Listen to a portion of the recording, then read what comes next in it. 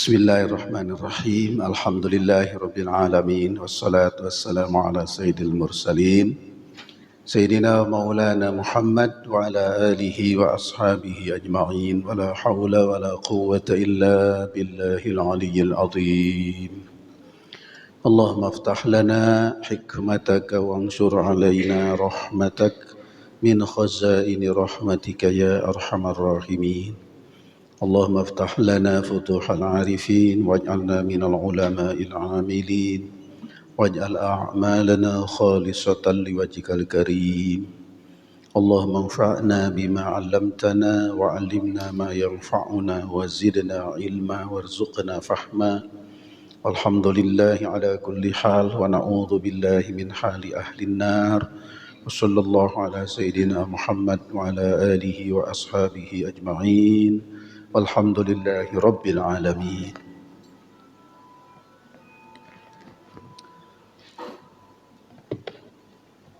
Bapak-bapak dan ibu-ibu yang saya muliakan, kita meneruskan kajian hadis-hadis Rasulullah yang ada pada kitab Riyadhus Shalihin.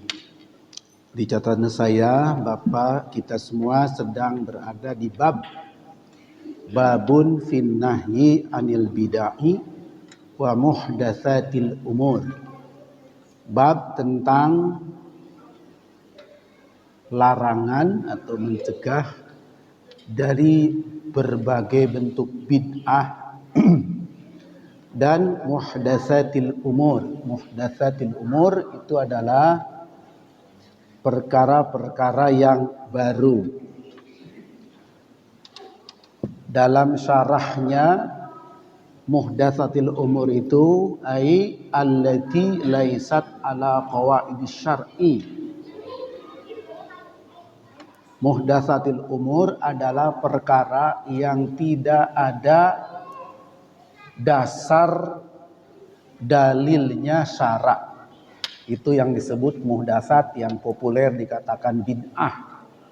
Allati laisat ala qawaidis syar'i, tidak ada hubungannya, tidak ada kaitannya dengan dasar-dasar hukum syara'. Itu yang disebut dengan bid'ah. Selama ini orang hanya mendefinisikan bid'ah itu tidak dilakukan oleh Rasulullah, padahal tidak demikian. Bid'ah itu seperti dikatakan tadi, allati laisat ala qawaidis syar'i, sesuatu yang tidak ada dalil syaraknya itu bid'ah. Walaupun Rasul tidak lakukan, misalnya, tapi Khulafaur Rasyidin lakukan, itu tidak juga disebut bid'ah, tidak disebut muhdatsatil umur. Atau baru diisyaratkan oleh Rasulullah kebolehannya, tidak langsung Rasul lakukan. Saya berkali-kali memberi contoh, tarawih setiap malam selama 1 bulan tidak Rasul lakukan, tapi diisyaratkan bahwa itu adalah amal ibadah baik. Hadis mengatakan Rasulullah yuraghibu fi qiyami Ramadan, gemar. Nah, gemar itu menunjukkan bahwa bagus, tapi tidak sebulan penuh Rasul lakukan. Belakangan dilakukan sebulan penuh. Jadi sebulan penuh berjamaah itu bid'ah dari sisi tidak dilakukan Rasulullah. Tapi tidak bid'ah dilihat dari sisi bahwa ada dalil syaraknya, gitu ya. Oleh karena itu penggunaan kata-kata bid'ah kadang-kadang tarik ulur antara orang yang tujuannya membersihkan sama sekali perbuatan selain perbuatan Rasul dengan orang yang menggunakan kaitannya dengan dalil. Kalau ada kaitan dengan, ada yang mengatakan bid'ah. Oleh karena itu tentang bid'ah ini berkembang istilah.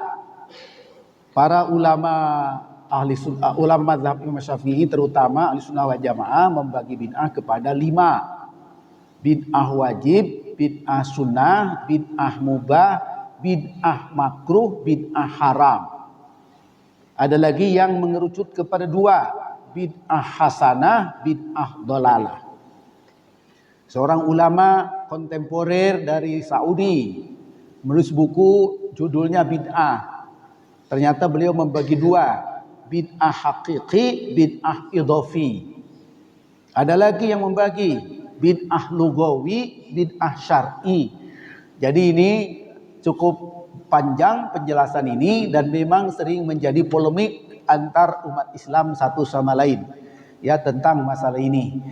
Nah, di hadis ini diungkapkan tentang larangan melakukan bid'ah dan muhdatsatil umur. Lalu seperti saya baca tadi, yang dimaksud muhdatsatil umur, perkara-perkara agama yang dibikin-bikin, itu allati laisat ala qawaidis syar'i, yang tidak ada dalil syarak sama sekali, jadi tidak ada kaitannya.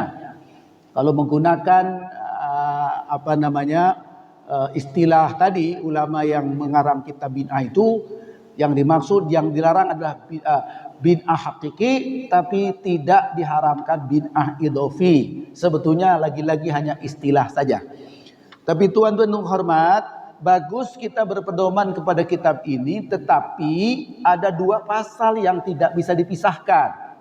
Dua bab. Satu, babun finnahi anil bid'ah wa muhdatsatil umur, yang sedang kita bahas. Mesti tuan-tuan lanjutkan kepada bab berikutnya supaya gambarnya lengkap. Babun fi man sanna sunnatan hasanatan au sayyi'atan.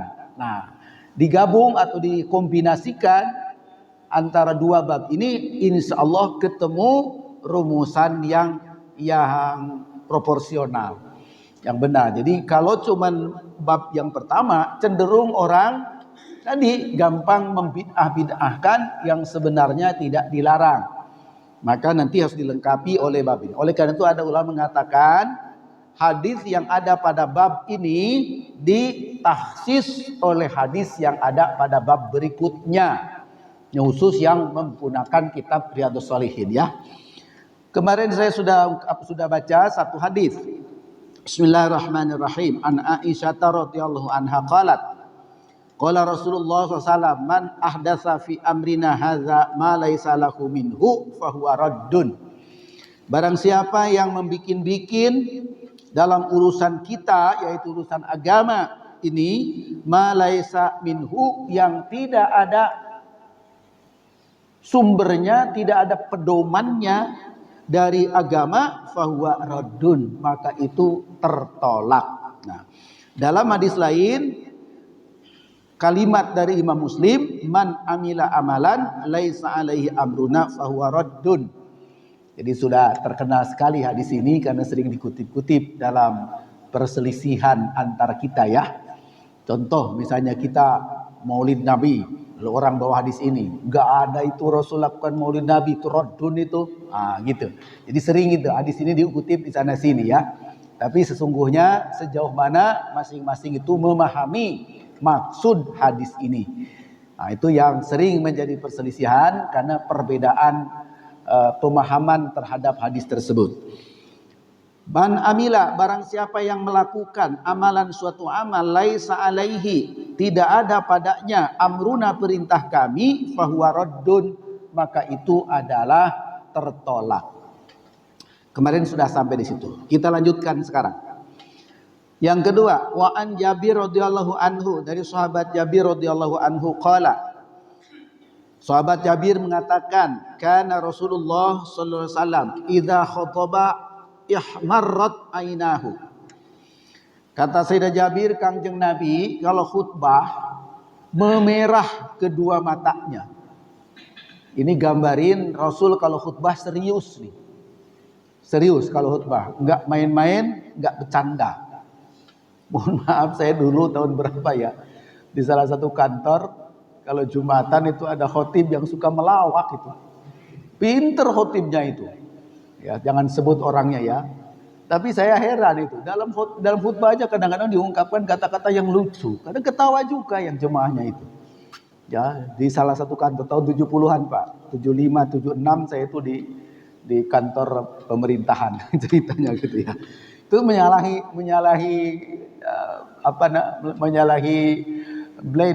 kebiasaan Rasulullah.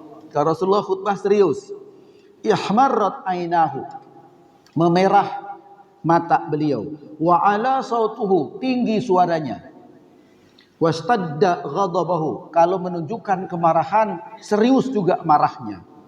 Hatta ka'annahu, hingga seperti mundiru jaisin, komandan perang.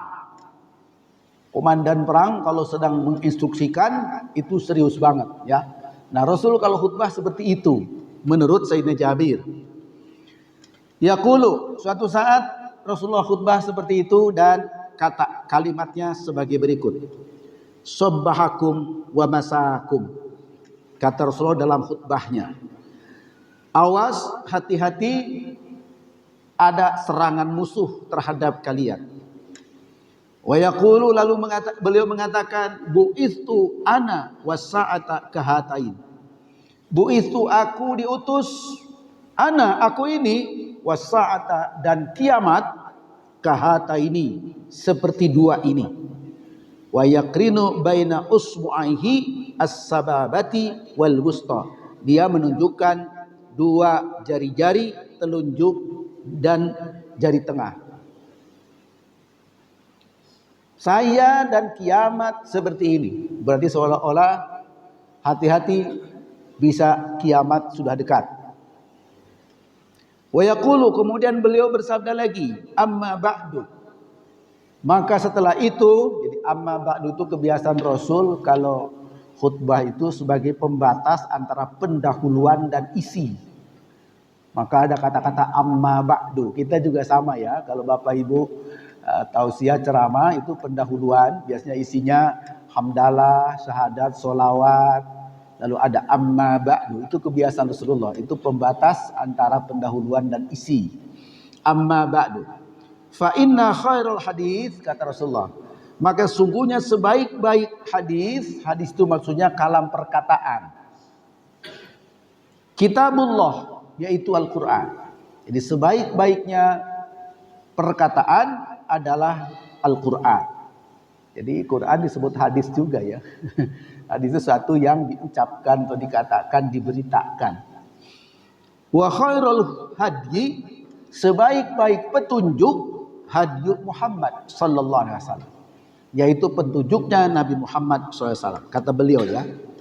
Wa syarrul umur, nah, kalau kitab suci itu adalah hadis terbaik, petunjuk Muhammad petunjuk terbaik, maka seburuk-buruknya, wa syarrul umur, seburuk-buruk perkara, muhdatsatuha, yang dibikin-bikin bertentangan dengan keduanya itu. Bertentangan dengan Al-Quran dan Sunnah, itu seburuk-buruknya. Membikin-bikin sesuatu yang bertentangan dengan Al-Quran dan Sunnah, itu seburuk-buruk perkara. Wa syarrul umur muhdatsatuha. Wa kullu bid'atin dhalalah, dan setiap bid'ah adalah dhalalah.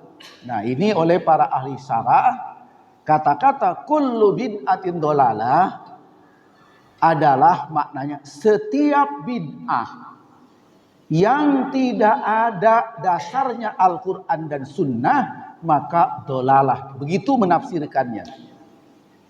Kenapa? Karena kullu di sini tidak menunjukkan kalimat keseluruhannya tanpa kecuali. Ada mengatakan kullu dalam ilmu nahwu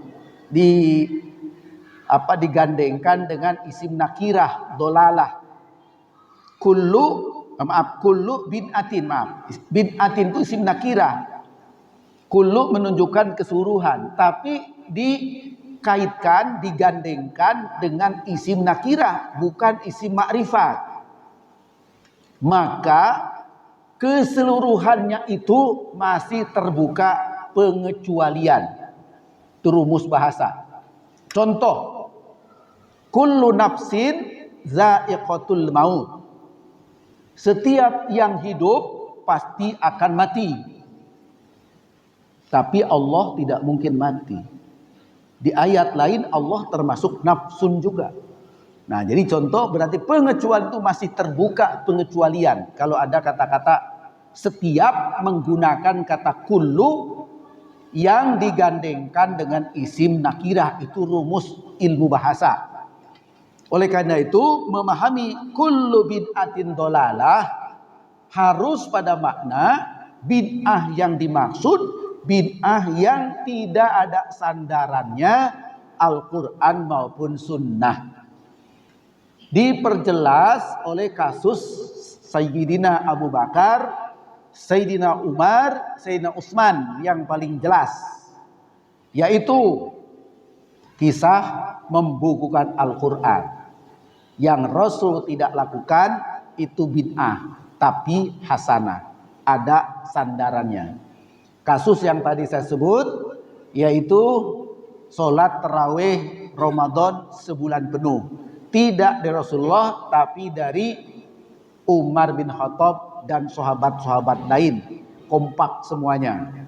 Azan pertama sebelum azan asli ketika Jumatan itu juga gagasan Sayyidina Utsman. Semua itu orang menyebutnya bid'ah secara bahasa karena tidak ada zaman Rasulullah. Tetapi sandaran hukumnya ada. Sehingga bukan mengada-ada semaunya. Jadi tetap ada sandaran kepada Al-Quran dan Sunnah. Oleh karena itu diterima oleh para sahabat semuanya waktu itu. Maka jadi ijma sahabi. Contoh-contoh. Maka tidak bisa tidak yang seperti itu disebut bid'ah dari sisi tidak ada zaman Rasul tetapi tidak dolalah. Nah, jadi ini pengertiannya, pengecualian dari kalimat kullu bid'atin itu tidak menyeluruh seluruhnya 100%, tapi ada celah-celah yang tidak masuk kata dolalah, yaitu jika ada sandarannya. Kata kitab yang saya baca tadi, kitab bid'ah yang ditulis oleh ulama Saudi sekarang, bid'ah yang ada sandarannya disebut bid'ah idhofi. Dan kata beliau tidak berdosa melakukannya. Contoh lain, sebelum azan suka ada yang baca solawat.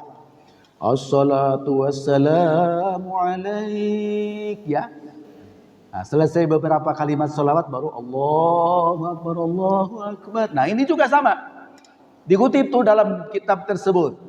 Contoh, itu contoh bid'ah idhofi. Tidak ada contoh zaman Rasul. Tapi solawat itu bagus. Dan tidak ada larangan saat itu untuk membaca solawat sebelum azan. Solawat kapan tidak boleh? Sedang di WC tidak boleh.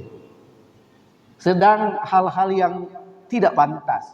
Selainnya ya silakan. Sedang sholat di mana kita dari awal sampai akhir terikat oleh peraturan sholat, jangan. Tetapi di luar yang dilarang itu tidak ada larangan untuk melantunkan sholawat. Sehingga sholawat sebelum adzan yang sering dikumandangkan di beberapa masjid itu disebut bid'ah idhofi. Kata beliau tidak berdosa melakukannya. Dalam pandangan ulama lain disebut bid'ah hasanah. Bid'ah tapi baik-baik saja. Mohon maaf, termasuk kemarin saya singgung berjabat tangan setelah sholat berjamaah. Itu juga dikutip oleh kitab Syarah Muhadzab Al-Majmu' Imam Nawawi hukumnya. Kata beliau tidak ada zaman Rasul tapi tidak mengapa dilakukan. Nah, menunjukkan bahwa ada nilai-nilai kebaikan tidak masuk kategori bid'ah dolalah. Nah, jadi ini untuk memahami ini mohon cermat baik-baik, perlu didukung oleh hadis-hadis lain dan pemahaman terhadap ayat-ayat yang lain ya. Kullu bid'atin dolalah summa yaqulu. Kemudian Rasul berkata pada saat itu, ana aula bi kulli mu'minin min nafsihi. Aku, kata Rasul, lebih utama bagi setiap muslim dari dirinya sendiri. Ini menunjukkan semua umat Nabi Muhammad wajib taat kepada Rasulullah terhadap semua perintahnya. Tidak boleh membangkang kepada Rasulullah. Bahkan kalau ada orang taat ke orang tua dalam rangka memusuhi Rasulullah, tidak boleh taat kepada orang tua yang seperti itu. Menunjukkan Nabi Muhammad lebih utama dari dirinya. Ini kalimat ana aula bi kulli mu'minin min nafsihi. Lalu diteruskan man taraka malan. Barang siapa orang yang meninggal lalu meninggalkan harta, fali ahlihi, maka harta turun kepada keluarganya, yaitu waris. Ini pesan Rasul dalam khutbah. Wa man taraka dainan. Wah. Kalau ada orang meninggal tapi meninggalkan utang. Al-dayaan atau kesulitan hidup. Tentu itu urusan kita ya, sosial ini mah ya.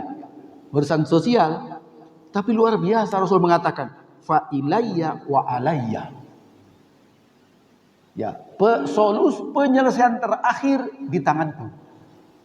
Penyelesaian terakhir. Maka muncullah rumus Pak dalam fikih ya, kalau ada orang muslim, orang baik-baik punya hutang, bukan karena boros, bukan karena judi, bukan karena apa, memang kebutuhan pokok. Sampai karena tidak punya berhutang-hutang. Kebutuhan pokok. Lalu meninggal. Gimana cara penyelesaiannya?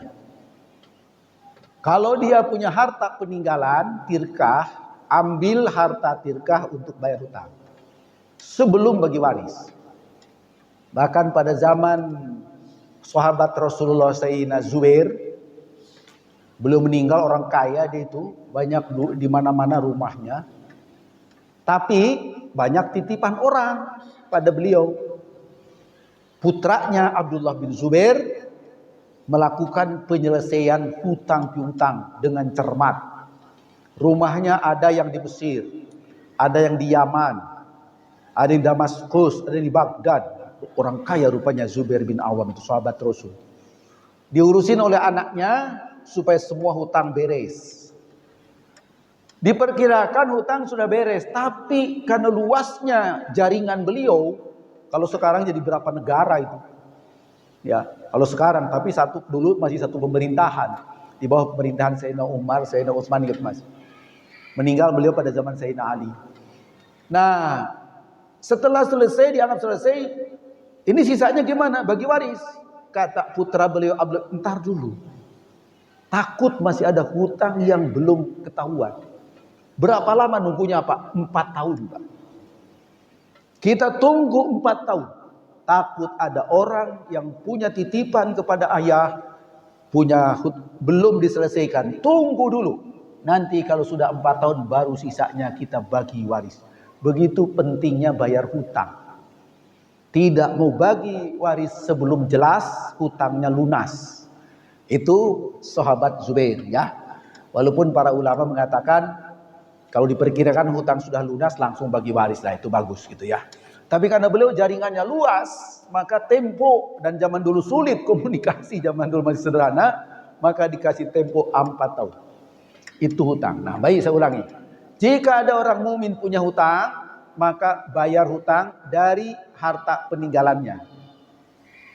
Kalau harta peninggalannya tidak ada, apa ahli waris harus membayar? Belum tentu ahli waris harus bayar. Kecuali ahli warisnya baik. Tidak ada kewajiban ahli waris melunasi. Kecuali ada perjanjian, seperti kita perjanjian ke bank dan sebagainya, suka begitu ya. Kalau tidak ada perjanjian, ahli waris tidak punya kewajiban melunasi. Nah, tapi harus dibayar. Ternyata diurusin oleh imam, oleh pemimpin umat.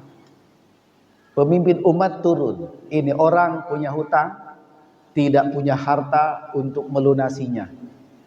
Padahal harus lunas. Bagaimana langkah-langkah sang imam? Imam itu pemimpin umat. Maka sang imam itu harus mencari orang-orang kaya, sebut saja yang wajib zakat dan lain-lain, untuk menolong melunasinya. Oh maaf, sebelum itu buka Baitul Mal. Maaf, Baitul Mal dulu ya. Jadi tahapan kedua, setelah orangnya tidak punya sama sekali, maka buka Baitul Mal. Ada saldo apa tidak? Kalau ada saldo, lunasin oleh Baitul Mal. Kalau Baitul Mal kosong, cari orang kaya di lingkungan itu untuk menolong melunasinya. Kalau orang kaya tidak ada, itu Pak, aku yang memikulnya di akhirat nanti. Nabi Muhammad Pak pasang badan. Orang mukmin bukan karena boros, bukan karena royal dan sebagainya, kesulitan ekonomi sampai meninggal bawa hutang, harus selesaikan. Ternyata tahapannya ada, ujung-ujungnya kalau tidak ada juga sudah semua tahapan dilakukan, tidak ada. Kata Rasul, aku ilayya wa alayya, aku yang akan memikulnya di hari kiamat nanti. Itu Pak, sayangnya Rasul kepada umatnya. Kenapa? Karena harus dilunasi. Hutang itu tetap harus dilunasi sampai hari kiamat tuh ada catatannya itu. Jadi jangan dikira orang punya hutang kalau sudah mati lunas. Kecuali hutang kreditnya pegawai negeri ya. Yang menggadaikan surat pensiun ya. Katanya lunas ya. Itu bank tertentu lah, bank tertentu itu katanya lunas itu. Nah, itu mah ada akad tersendiri lah. Berarti sudah diasuransikan itu. Mana ada orang mau begitu aja.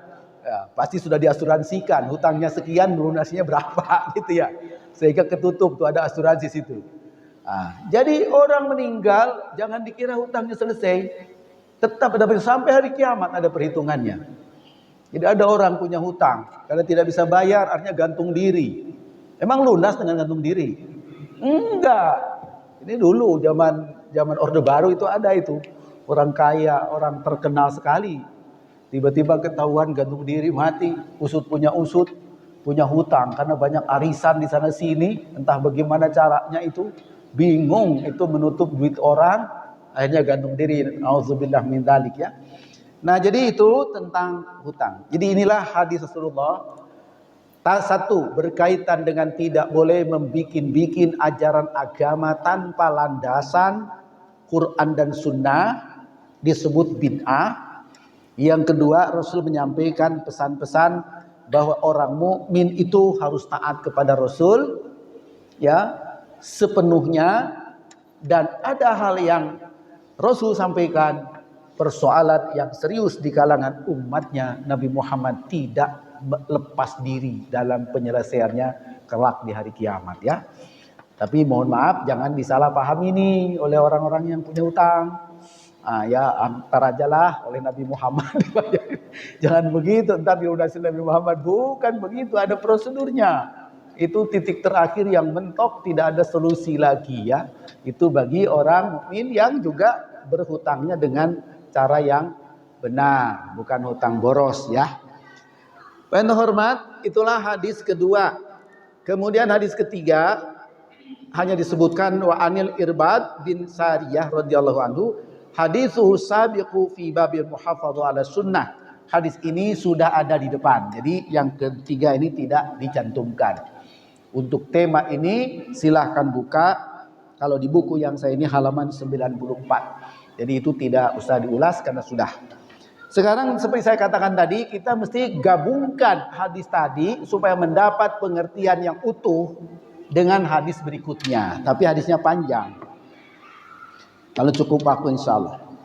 Babun fi man sanna sunnatan hasanatan au sayyi'atan. Bab berikutnya menerangkan tentang sabda Rasul, man sanna sunnatan hasanatan au sayyi'atan. Barang siapa yang melakukan sesuatu sunnah yang baik atau sunnah yang buruk. Ini menarik juga judulnya. Mana ada sunnah buruk? Kan sunnah baik semua. Jadi berarti makna sunnah di sini bukan yang dimaksud sunnah Rasul. Kebiasaan. Maka dia mengatakan bid'ah nih. Sebetulnya sunnah bimakna bid'ah. Artinya perbuatan yang zaman Rasul tidak ada. Tapi di hadis ini masih disebut sunnah. Sunnah itu sunnah juga. Jadi kalau gitu pemahaman sunnah dan bid'ah perlu hati-hati betul. Cermat betul. Digunakan dalam kaitan apa, ya, pengertiannya apa. Jadi jangan pukul rata ini. Karena Rasul juga terhadap bid'ah malah menyebutnya sunnah. Gitu ya. Ini contoh hadis. Jadi hadis ini sahih. Qala Allah Ta'ala, telah berfirman Allah Ta'ala, walladzina yaquluna rabbana hab lana min azwajina wa dzurriyyatina qurrata ayuni waj'alna lil muttaqina imama. Al-Furqan 74 ya. Allah berfirman, dan orang-orang yang berdoa, Rabbana hablana min azwajina, Tuhan kami anugerahkan kepada kami istri-istri kami dan keturunan-keturunan kami qurrata a'yun, buah mata. Buah mata itu orang baik-baik yang menyenangkan lahir batin. Waj'alna, dijadikan kami lil muttaqina imama, menjadi orang-orang yang bertakwa, pemimpin orang yang bertakwa. Nah, hadis ini dikaitkan dengan judul man sanna sunnatan hasanatan, lalu ada man sanna sunnatan sayyi'atan. Kemudian siapa orang yang membuat sesuatu kebaikan diikuti oleh orang lain, maka si pembuat pertama mendapat aliran pahala dari orang yang menirunya. Itu intinya ya di dalam hadis ini. Lalu ayat ini apa? Ada orang yang berdoa, ya Allah anugerahkan kepada saya anak istri yang soleh, qurrata ayun. Apa maksudnya? Sebab tuan-tuan, anak itu cenderung niru bapaknya. Maka ayat ini menunjukkan, ya Allah, mudah-mudahan saya jadi orang baik, lil muttaqina imama. Ya Allah, mudah-mudahan saya punya anak cucu dan anak cucu juga niru saya kebaikannya. Kalau begitu apa yang terjadi? Bapak yang baik diikuti oleh kebaikan anaknya atau anak yang baik, maka sang bapak dapat aliran pahala dari kebaikan anaknya. Maka doa ini sekaligus selain minta keturunan soleh dan solehah bagi pelopornya, bagi bapak ibunya yang terdahulu itu, dia akan dapat aliran kebaikan dari yang anak cucu yang ngikutin bapak ibu kebaikannya. Itu termasuk pahala jariyah itu. Nah, pertanyaannya, yang diikutin oleh anak itu apa? Ya kebaikan bapaknya. Kebaikan bapak dalam bentuk apa? Ada ibadah-ibadah mahdoh, tentu sholat, puasa. Ada juga gagasan-gagasan baik lainnya. Punten, bapak-bapak sekarang punya inisiatif mendirikan Masjid Al-Hikmah. Ya, kemudian ada kegiatan santunan yatim dan sebagainya. Siapa penggagasnya? Bapak-bapak, ibu-ibu. Diterusin oleh anak cucu kita, generasi penerus. Maka bapak ibu yang punya gagasan santunan yatim tiap Ramadan, tiap Syawal, itu dapat aliran pahala dari anak cucu yang ngikutin program itu selanjutnya. Berarti apa itu? Santunan yatim setiap Maulid, setiap Muharram itu bid'ah, Pak. Rasul tidak begitu caranya. Tapi bid'ah baik, bid'ah hasanah.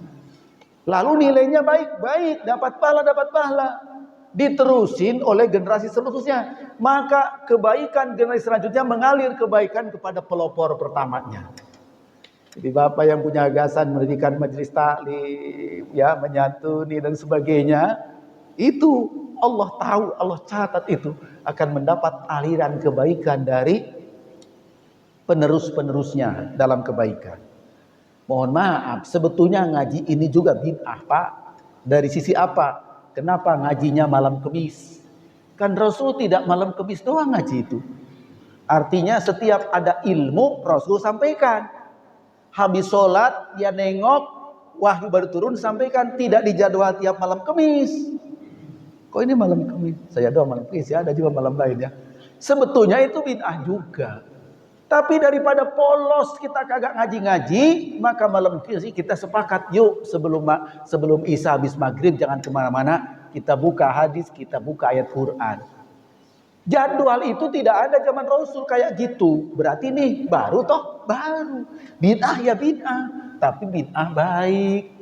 Maka jika diteruskan, pelopor pertamanya dapat aliran pahala dari kebaikan pengikutnya. Generasi 1, 2 dan seterusnya. Itu contoh. Maka itu dari mana diperoleh? Ketika orang berdoa, ya Allah beri saya anak cucu yang soleh dan solehah. Satu di antaranya anak cucu soleh supaya ngikutin kami kebaikannya. Kebaikan itu akan bertambah-tambah bagi pelopornya. Ini ada kaitan dengan, nanti kita belum sampai pada hadisnya ya, ayatnya dulu.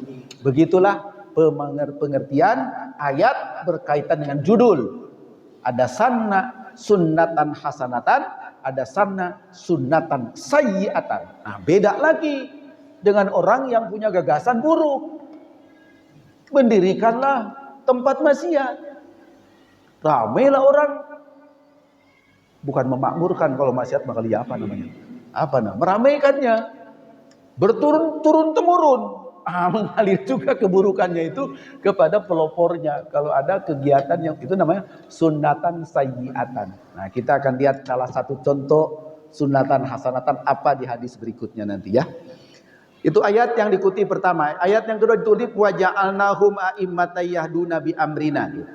Dan kami jadikan mereka itu umat-umat yang mendapat petunjuk dengan perintah kami. Artinya umat itu ya golongan. Golongan itu kan berturun temurun. Ya, maka kebaikan bisa berlanjut ya, bisa berlanjut pahalanya jika kebaikan itu diteruskan oleh generasi-generasi penerusnya. Sekarang masuklah kepada hadisnya. Hadisnya itu satu tapi panjang ya. Oh dua, panjang dua hadisnya panjang. Mudah-mudahan cukup waktu. Udah mau habis waktunya ya? Waduh. Berapa menit lagi nih? 6. Soalnya hadisnya panjang nih. Kalau gitu saya cepetin aja ya. Kata Abi Amri Jarir bin Abdillah. Jarir, bukan Jarir Jabir ya. Jarir bin Abdillah. Sebentar. Jarir apa? Saya buka hadis aslinya. Oh iya. Dari Jarir bin Abdillah radhiyallahu anhu, beliau berkata, "Kunna fi surdin nahar." Kami suatu siang tinggal Rasulullah sedang kumpul-kumpul dengan Rasulullah. Faja'ahu qaumun, datang kepada Rasulullah satu kaum, satu rombongan. Uratun mujtabin nimar.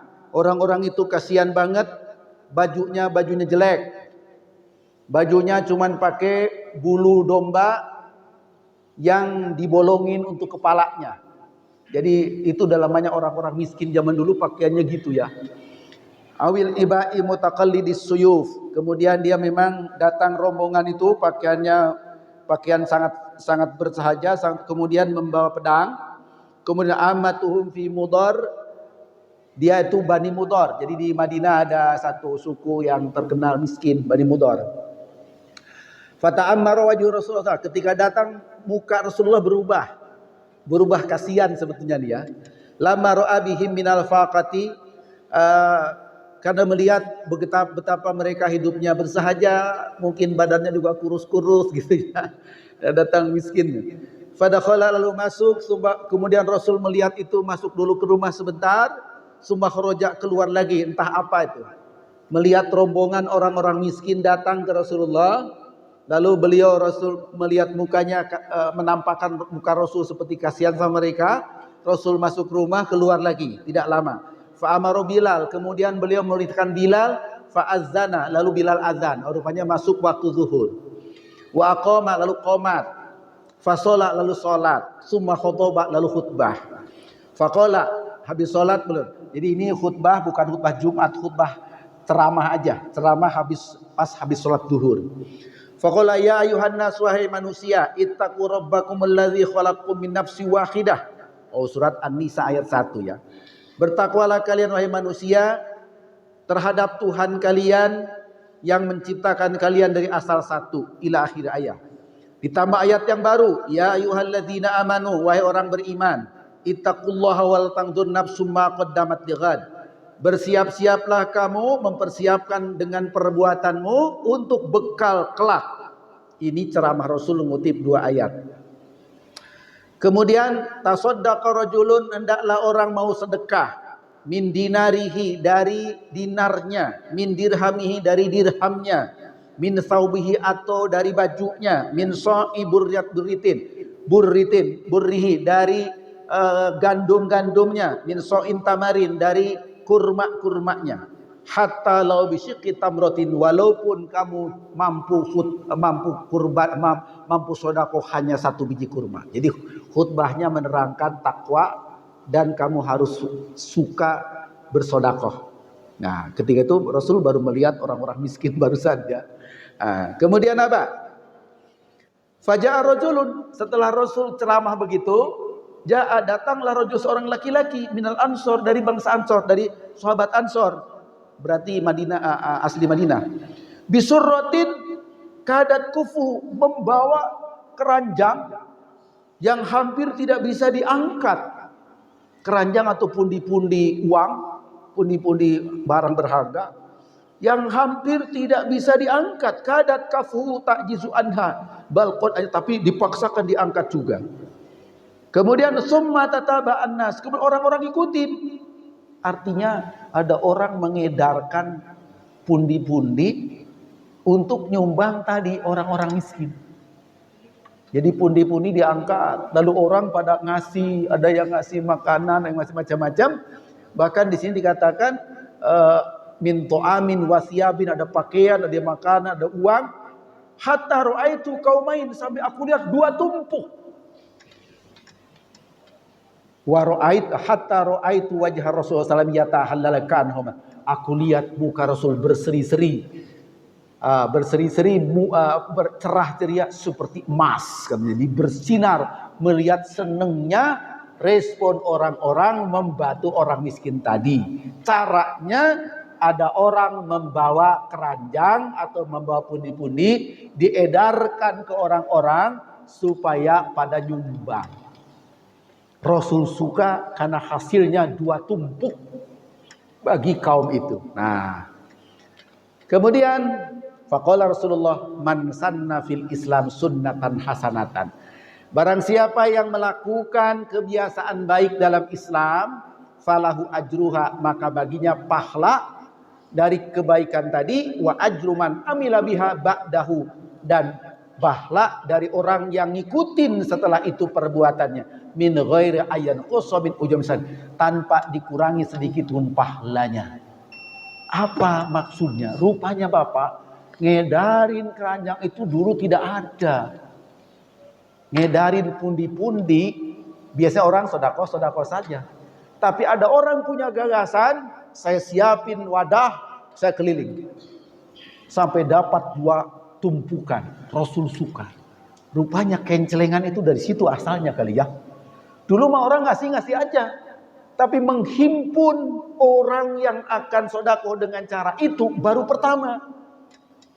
Nah, oleh Rasul dianggap itu gagasan kebaikan baru. Besok lusa ada orang ikut seperti itu, maka orang yang punya gagasan baru dapat pahala. Ngikutin cara baik. Jadi cara menghimpun sodakoh. Kira-kira itu termasuk sunnatan hasanatan, bid'ah hasanah. Rasul menganggap dulu belum ada itu kayak gitu. Tapi tiba-tiba ada orang punya gagasan, daripada orang ngasih sendiri-sendiri, saya siap kumpulin. Nah, sekarang kan begitu juga, alhamdulillah ya. Ada orang yang sakit dan sebagainya, ada yang ngumpulin. Rupanya kalau ini gagasan awalnya dari situ. Jangan sampai tertumpuk banyak, maka Rasul keluarlah sabda Rasul tadi, man sanna sunnatan hasanatan, man sanna fil Islam sunnatan hasanatan, falahu ajruha wa ajru man amila biha ba'dahu min ghairi ayyam qussa min ujurihim syai'. Tapi diteruskan, wa man sanna fil Islam sunnatan sayyi'atan. Tapi siapa orang punya gagasan melakukan satu perbuatan buruk, ya, lalu kana alaiha wizruha, tentu dia akan dapat hukumannya, dosanya. Wa wizru man amila biha min ba'dihi, dan dosa siapa yang niru-niru dia, yang ngikutin dia keburukannya, dia dosa, dan dosa mengalir kepada orang yang pertama memberi contohnya. Gitu ya. Nah, min ghairi ayyan qussa min ujrum syai', tanpa dikurangi, min ghairi ayyan qussa min auzarihim syai', tanpa dikurangi lagi dosanya itu yang mengalir kepada penggagasnya. Nah, dari ayat hadis ini menunjukkan bahwa gagasan-gagasan baik itu masih terbuka, walaupun tidak persis seperti Rasul lakukan. Maka saya kutip dalam syarahnya itu ada kata-kata tariqatun mardiyatun wa illam yakun hasanuha bin nasi bal bil istinbat. Apa yang dimaksud kebiasaan baik yang disebut bid'ah hasanah? Yaitu kebaikan-kebaikan walaupun tidak ada nas, tidak Rasul kasih contoh, tidak disebut langsung oleh Quran dan Sunnah, tapi secara istinbat, secara kesimpulan hukum itu baik, maka itu disebutkan sunnatan hasanatan atau bid'atan hasanatan. Jadi contoh, mohon maaf, Maulid Nabi itu, peringatan Maulid Nabi tidak ada contoh zaman Rasul kayak gitu, ya. Dan hadisnya tidak ada yang menunjukkan harus begitu. Tetapi secara istinbat, setelah dirumuskan pakai kaidah-kaidah hukum, perbuatan seperti itu tidak dilarang, bahkan banyak manfaatnya. Masuklah kategori bid'ah hasanah. Mohon maaf karena waktu sudah habis ya. Jadi memang pengertian ini perlu cermat betul-betul karena sering menjadi perselisihan sama umat Islam.